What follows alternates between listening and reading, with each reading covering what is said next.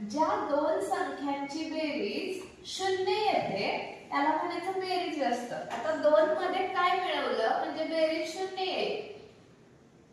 -2 2 मध्ये जर आपण -2 मिळवले तर 2 - 2 येईल। 2 - 2 0। त्याच्यामुळे 2 आणि -2 या दोन संख्या एकमेकींच्या बेरीज व्यस्त संख्या आहेत, बरोबर? मग जर आपण a घेतला तर a मध्ये काय मिळवावं म्हणजे उत्तर 0 येईल। -1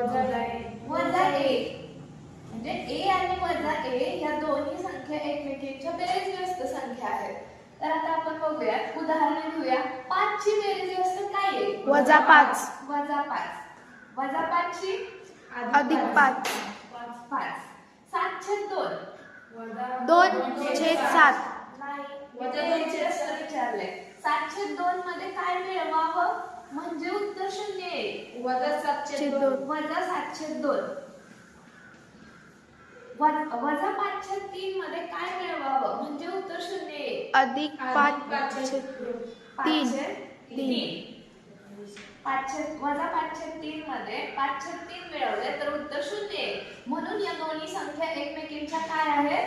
बेरीज व्यस्त संख्या आहेत। आता नेक्स्ट बघूया आपण गुणाकार व्यस्त।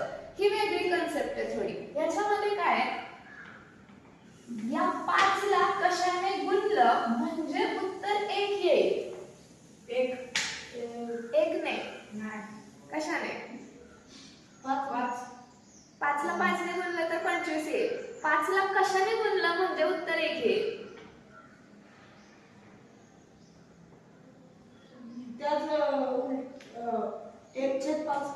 बरोबर?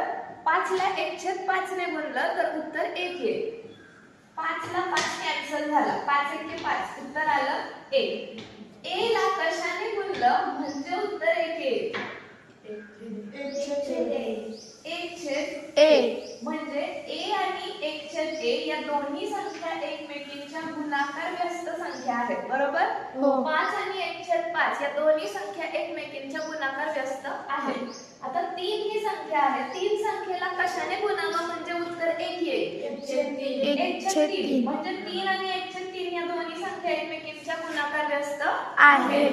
1/5 ला कशाने गुणणार? 5 -7/3